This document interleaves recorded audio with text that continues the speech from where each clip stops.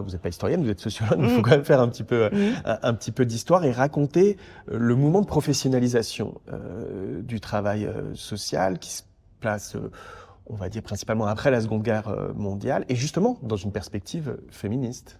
Cette perspective féministe dans la construction et l'histoire du travail social est rarement évoquée.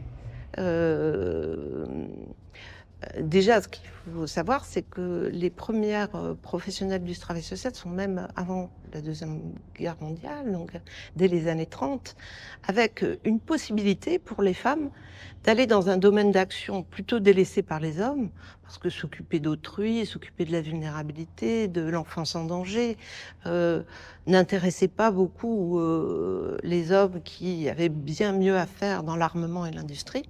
Donc c'était un champ qui était assez délaissé par les hommes, et c'était une possibilité pour les femmes à la fois d'y entrer, mais aussi de se professionnaliser en montant des structures, en prenant des places de direction. C'est important de se rappeler que à la fin des années 40, début des années 50, 40% des structures sociales étaient dirigées par des femmes.